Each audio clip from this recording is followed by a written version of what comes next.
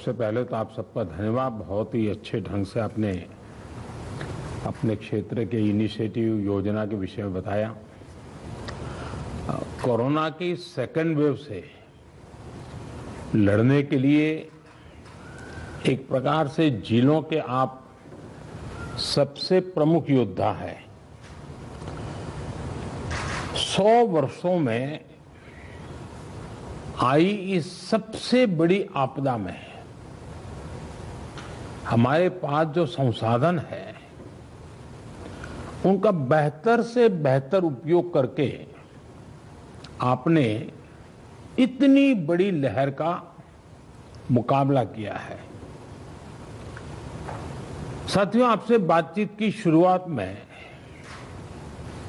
मैं आपको वो दिन याद दिलाना चाहता हूं जब आप इस सेवा में आने के लिए तैयारी कर रहे थे। आप याद करिए, जब आप सिविल सर्विसेज या अन्य परीक्षाओं के लिए जुटे थे तो आप अपने परिश्रम पर, अपने काम करने के तरीके पर सबसे ज्यादा विश्वास करते थे। आप जिस भी क्षेत्र में रहे हो वहां की छोटी छोटी बारीकी से परिचित होते हुए आप सोचते थे कि मैं इस दिक्कत को इस तरह दूर करूंगा। आपकी यह सोच आपकी सफलता की सीढ़ी भी बनी। आज परिस्थितियों ने आपको अपनी क्षमताओं की नई तरह से परीक्षा देने का अवसर दिया है।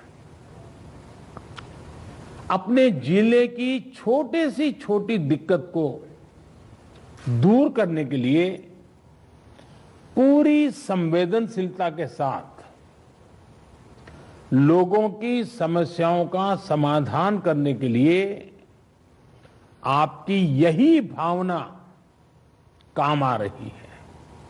हां, कोरोना के इस काल ने आपके काम को पहले से कहीं अधिक चैलेंजिंग और डिमांडिंग बना दिया है। महामारी जैसी आपदा के सामने सबसे ज्यादा अहमियत हमारी संवेदनशीलता और हमारे हौसले की ही होती है। इसी भावना से आपको जन जन तक पहुंचकर जैसे काम कर रहे हैं उसको और अधिक ताकत से और अधिक बड़े पैमाने पर करते ही रहना है। साथियों, नए नए चैलेंजेस के बीच हमें नए नए तौर तरीकों और समाधानों की जरूरत होती है और इसलिए ये जरूरी हो जाता है कि हम अपने स्थानीय अनुभवों को साझा करें और एक देश के रूप में मिलकर के हम सब काम करें। अभी 2 दिन पहले ही मेरी अन्य कुछ राज्यों के अधिकारियों से भी मुझे बात करने का मौका मिला था। उस बैठक में अनेक सुझाव, अनेक समाधान अलग अलग जिलों के साथियों की तरफ से आए हैं। आज भी यहां कुछ जिलों के अफसरों ने अपने जिलों की स्थिति और अपनी रणनीति को हम सबके बीच साझा किया है। जब फील्ड पर मौजूद लोगों से बातचीत होती है तो ऐसी अभूतपूर्व परिस्थितियों से निपटने में बहुत अधिक मदद मिलती है। बीते कुछ समय में ऐसे अनेक सुझाव मिले हैं। अनेक जिलों में परिस्थिति के अनुसार कई इनोवेटिव तरीकों की भी जानकारी आप लोगों से मिली है। गांवों में कोरोना टेस्ट की सुविधा अधिक से अधिक लोगों तक पहुंचाने के लिए मोबाइल वैन का तरीका कई लोगों ने अपनाया है। अपने गांव को बचाने की जागरूकता भी बढ़ती है और मेरा आग्रह है, हमें गांव-गांव यही संदेश पक्का करना है कि हमें अपने गांव को कोरोना से मुक्त रखना है और लंबे अरसे तक जागरूकता से प्रयास करना है। साथियों, बीते कुछ समय में ये बात सही है कि देश में एक्टिव केस कम होने शुरू हुए हैं। आप भी अपने जिले में अनुभव करते होंगे कि 20 दिन पहले जो एकदम से आपके ऊपर प्रेशर आया था, अब आपको भी काफी महसूस होता होगा बदलाव। लेकिन आपने इन 1.5 सालों में ये अनुभव किया हुआ है कि जब तक ये संक्रमण माइनर स्केल पर भी मौजूद है, तब तक चुनौती बनी रहती है। कई बार जब केस कम होने लगते हैं तो लोगों को भी लगता है कि अब चिंता की बात नहीं, वो तो चला गया। लेकिन अनुभव दूसरा है। टेस्टिंग और डिस्टेंसिंग जैसे मेजर्स को लेकर लोगों में गंभीरता कम न हो, इसके लिए सरकारी तंत्र, सामाजिक संगठन, जनप्रतिनिधि, इन सबके बीच में एक सामूहिक जिम्मेवारी का भाव हमें पक्का करना होगा और प्रशासन की जिम्मेवारी और बढ़ जाती है। कोविड एप्रोप्रिएट बिहेवियर जैसे मास्क पहनना, हाथ धुलना, जब इनमें कोई कमी नहीं आती, आपके जिलों में, आपके जिलों के बाजारों में, गांवों में कम से कम होने के बाद भी लोग सभी दिशा निर्देशों का पालन करते हैं, तो ये कोरोना से लड़ाई में बहुत मदद करता है। स्थितियों पर लगातार नजर रखने से जिले के सारे प्रमुख विभागों, जैसे पुलिस का विभाग हो, साफ सफाई की बात हो, इन सारी व्यवस्थाओं का, इनके बीच में बेहतर तालमेल और प्रभावी परिणाम स्वाभाविक रूप से निकलने लगते हैं। मुझे आपके कई जिलों से इस रणनीति पर काम करने के रिजल्ट्स की जानकारी मिलती रही है। इन जगहों पर आपने वाकई बड़ी संख्या में लोगों का जीवन बचाया है। साथियों, फील्ड में किए गए आपके कार्यों से, आपके अनुभवों और फीडबैक से ही प्रैक्टिकल और इफेक्टिव पॉलिसीज बनाने में मदद मिलती है। टीकाकरण की रणनीति में भी हर स्तर पर राज्यों और अनेक स्टेक होल्डर से मिलने वाले सुझावों को शामिल करके आगे बढ़ाया जा रहा है। इसी क्रम में स्वास्थ्य मंत्रालय की तरफ से 15 दिन के टीकों की उपलब्धता की जानकारी राज्यों को दी जा रही है। वैक्सीन सप्लाई टाइमलाइन की स्पष्टता होने से टीकाकरण से जुड़े मैनेजमेंट में आप सभी को और आसानी होने वाली है। मुझे विश्वास है कि हर जिले और वैक्सीनेशन सेंटर के स्तर पर सप्लाई और सुदृढ़ होगी। इससे टीकाकरण से जुड़ी अनिश्चितताओं को दूर करने में, पूरी प्रक्रिया को स्ट्रीमलाइन करने में बहुत मदद मिलेगी।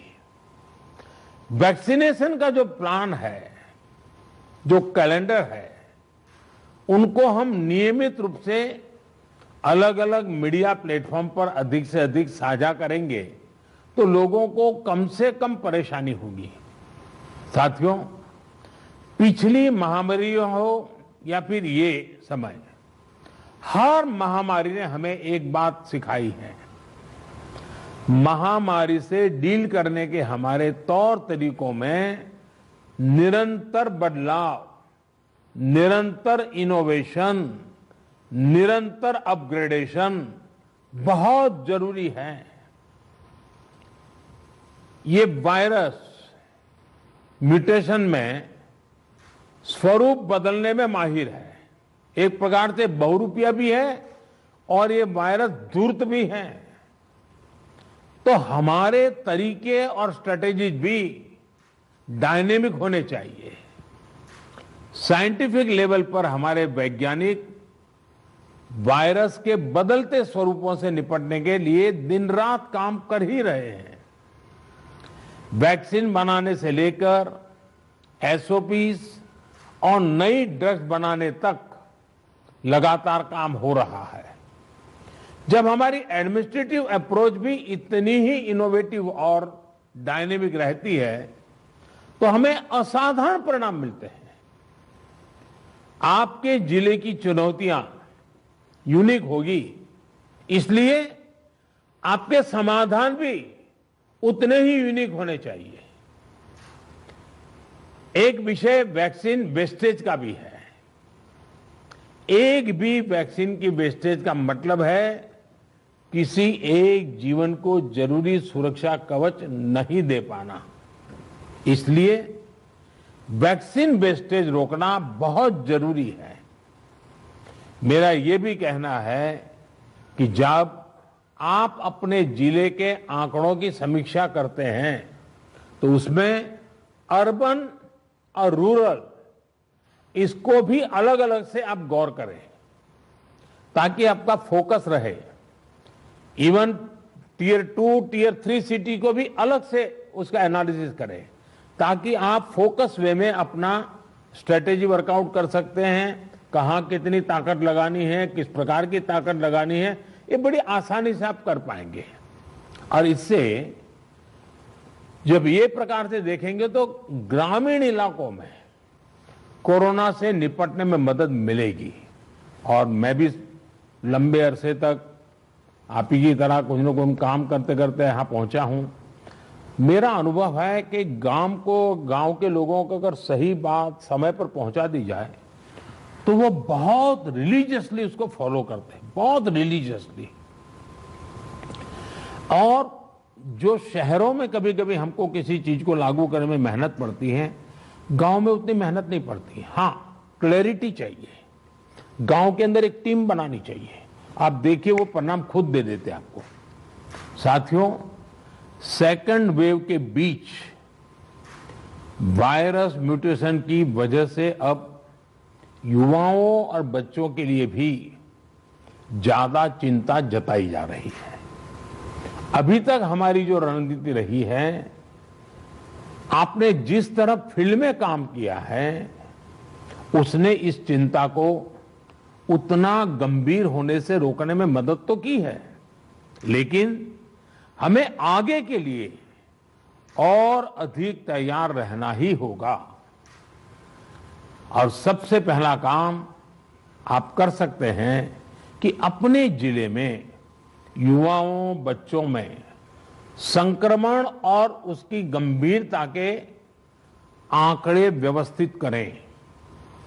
अलग से उस पर रेगुलर आप एनालिसिस कीजिए। आप स्वयं भी, मेरा सभी आप प्रमुख अधिकारियों से आग्रह है कि आप स्वयं भी उसका आकलन करें। इससे आगे के लिए तैयारी करने में मदद मिलेगी। साथियों, मैंने पिछली बार की बैठक में भी, और मैंने ये भी कह रहा कि जीवन बचाने के साथ साथ हमारी प्राथमिकता जीवन को आसान बनाए रखने की भी है। गरीबों के लिए मुफ्त राशन की सुविधा हो, दूसरी आवश्यक सप्लाई हो, काला बाजारी पर रोक हो, ये सब इस लड़ाई को जीतने के लिए भी जरूरी है और आगे बढ़ने के लिए भी आवश्यक है। आपके पास पिछले अनुभवों की ताकत भी है और पिछले प्रयासों की सफलता का मोटिवेशन भी है। 10 ರಾಜ್ಯಗಳ 54 ಜಿಲ್ಲಾಧಿಕಾರಿಗಳ ಜೊತೆ ಸಭೆಯ ಬಳಿಕ ಪ್ರಧಾನಿ ನರೇಂದ್ರ ಮೋದಿ ಅವರು ಮಾತನಾಡ್ತಾ ದೇಶದಲ್ಲಿ ಸೋಂಕು ಕಡಿಮೆ ಆಗ್ತಕ್ಕಂತ ಆಶಾಭಾವನೆ ಮೂಡ್ತಾ ಇದೆ, ಆದರೆ ಜನರ ಗಂಭೀರತೆ ಮಾತ್ರ ಕಡಿಮೆಯಾಗಬಾರದು ಅನ್ನೋ ವಿಚಾರಕ್ಕೆ ಸಂಬಂಧಪಟ್ಟಂತೆ ಸಾಕಷ್ಟು ವಿಚಾರಗಳನ್ನು ಮಾತನಾಡಿದರು.